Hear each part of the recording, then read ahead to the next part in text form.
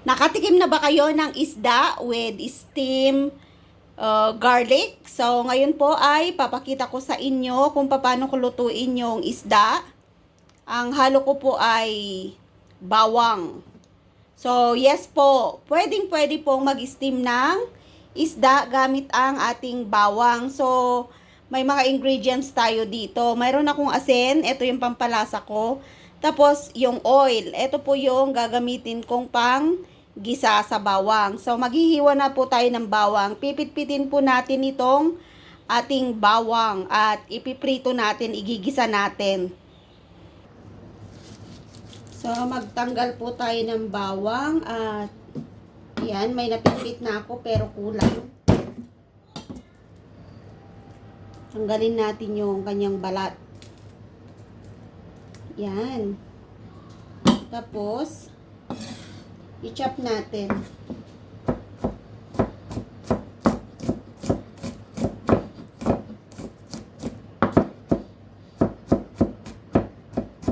Ito po yung ilalagay nating toppings doon sa isda.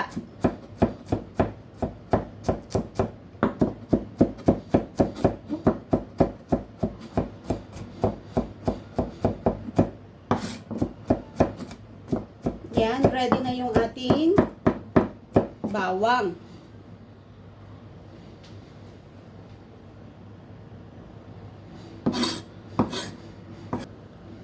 So, ang next na gagawin natin, ito po yung asin. Yan, kamayin ko na lang. Yan, kuha po tayo ng asin. Pang halo natin sa pang marinade natin dito sa isda. Pampalasa. Ito po yung gagamitin nating pampalasa sa ating isda. Yan. Kung gusto rin yung maglagay ng bawang, ay ng paminta, pwede rin po. Pero mayroon kaming bata, so ayaw po niya ng paminta. So, hindi ko po siya lalagyan ng paminta. So, magigisa na po tayo ng bawang. Yan. Gisa natin yung ating bawang. Hintayin po nating mag-brown.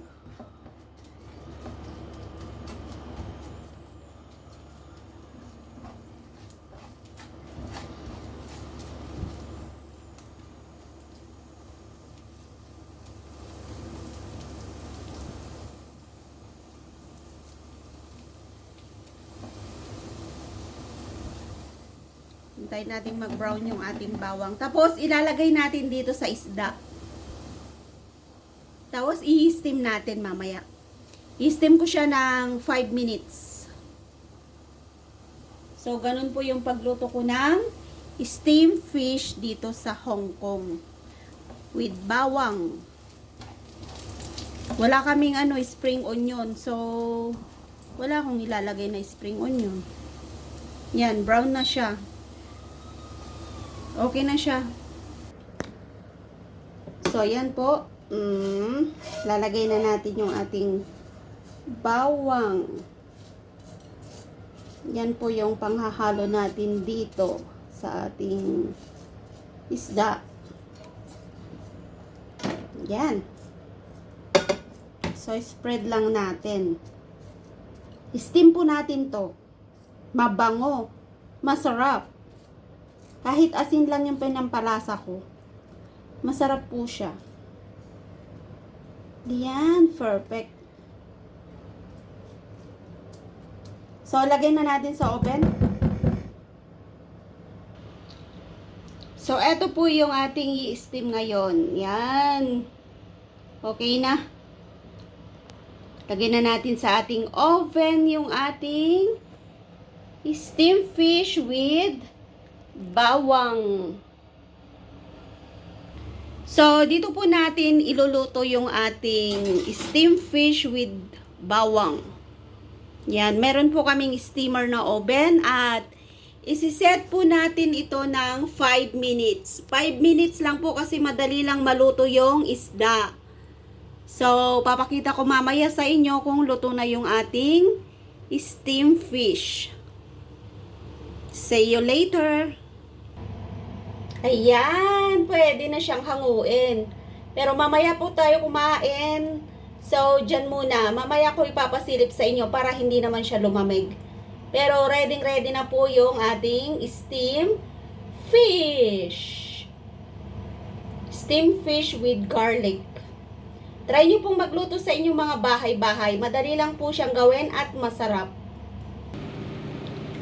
Alam nyo ba paano pasarapin ang pork with bell pepper?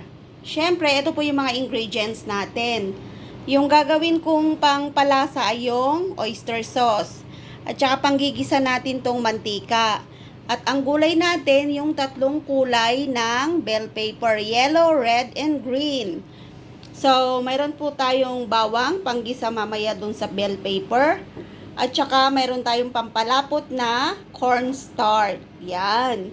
So, itong baboy po na, pork chop, ay ipiprito na natin. So, start na nating magprito.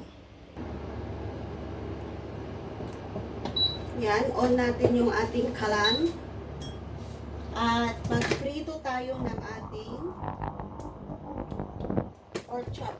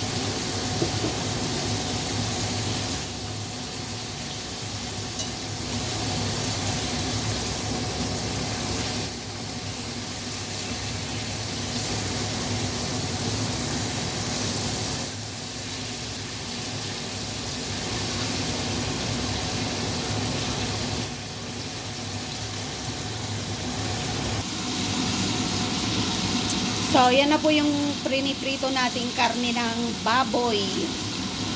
Yan, pork chop po yan.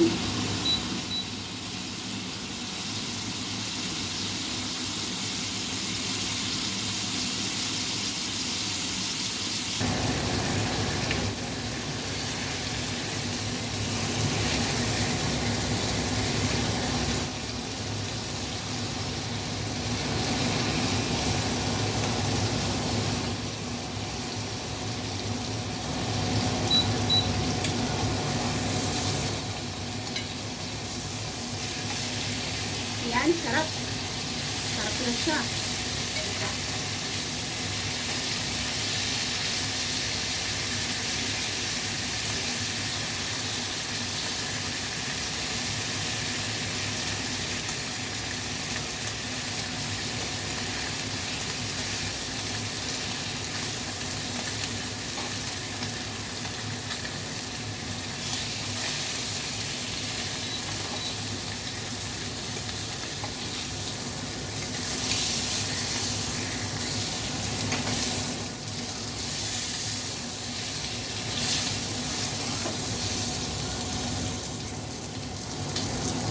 Yan, lutong na po yung ating karne ng baboy. Yan. Maghiwa tayo ng bell pepper. So, gupitin po natin ito kasi medyo malalaki.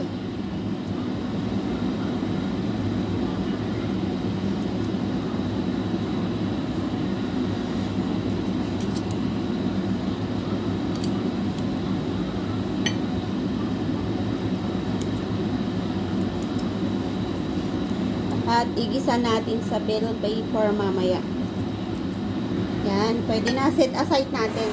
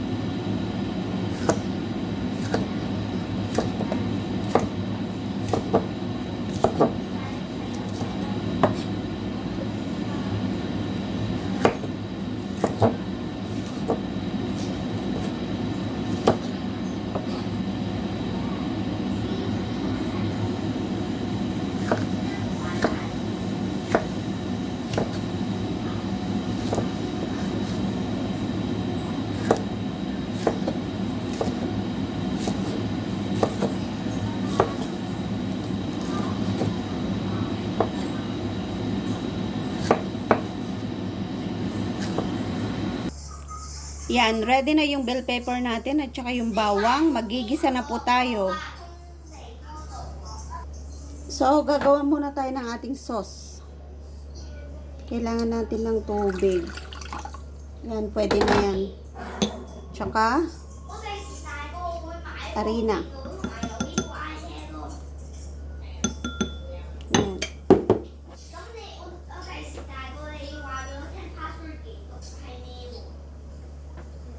Tsaka yung ating oyster.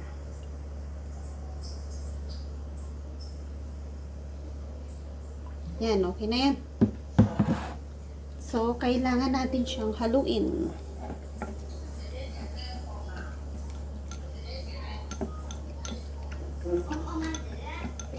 Hi! Yan, ready na yung ating sauce. Pampalapot natin at saka sauce.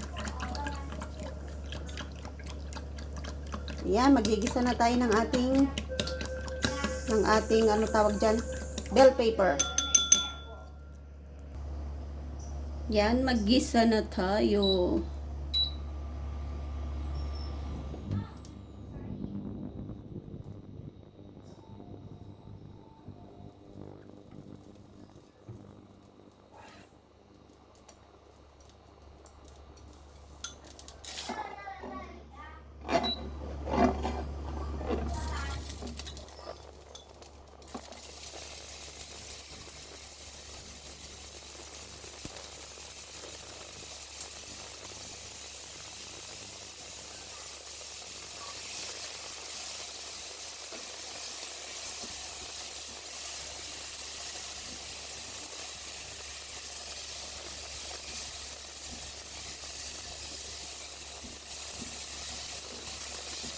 tayo ng bawang.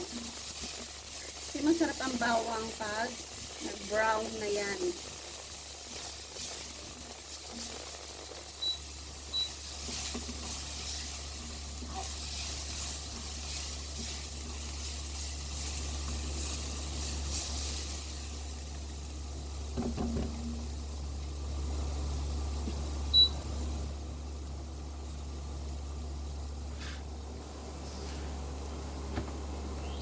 Hintayin natin mag-brown konti. Tapos, lagay na natin yung ating bell paper. Yan, pwede na yan.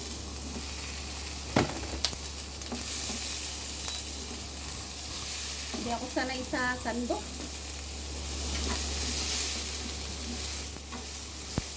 Mas sanay ako sa ano. Sa, tawag nito, chopstick.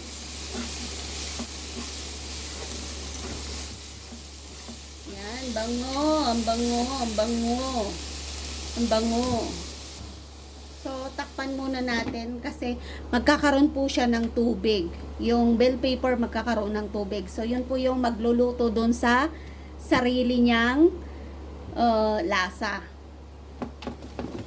Huwag po natin siyang, ano, tawag na, huwag natin siyang buksan. Hayaan mong magtubig. So, the last thing is yung karne. Tsaka yung ating pampalapot.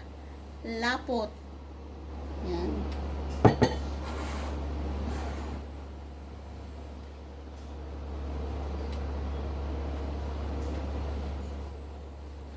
Madali lang po magluto. Basta hilig nyo magluto, madali lang po siyang lutuin. Ako hilig kong magluto sa kusina. Basta may lulutuin. Gusto ko nagluluto.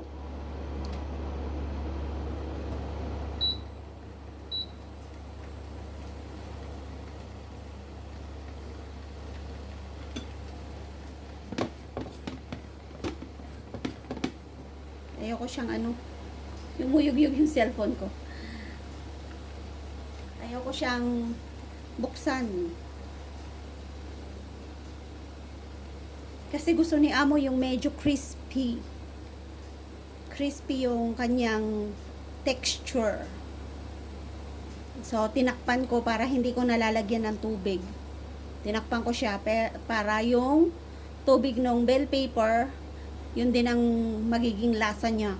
At yun ang luluto sa sarili niya.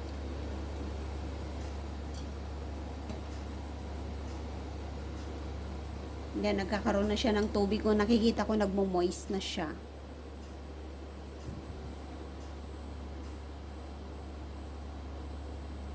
Ayan o, nagmo-moist na siya. Lumalabas na yung kanyang tubig.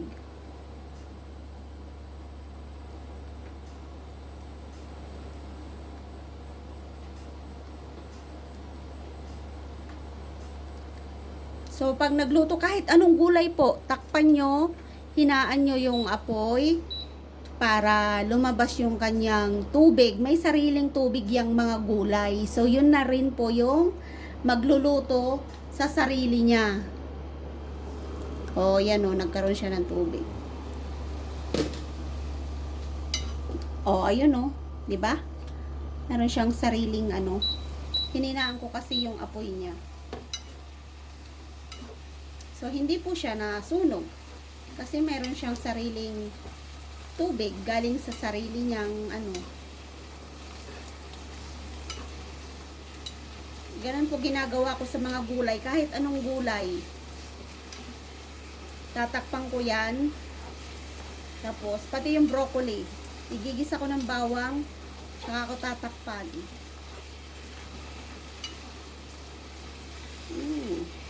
Sarap. Tingnan ko nga.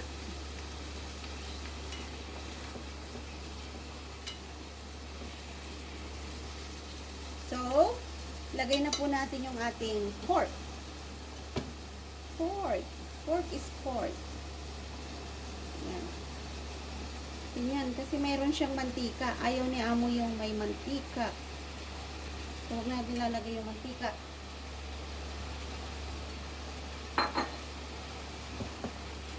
Ayan. Sarap na. Dito nagupit, malaki. O, di ba? So yummy, delicious na yung ating ano,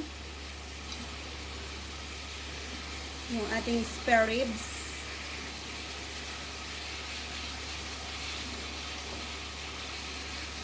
Tapan natin ng isang paket.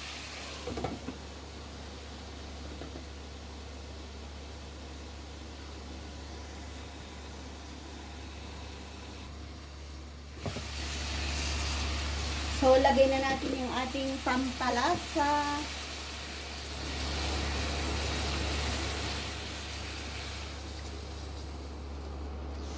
Pampalasa at saka pampalapot.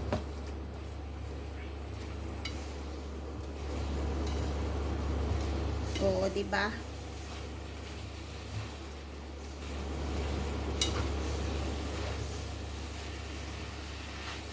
Yan, pwede na siyang hanguin.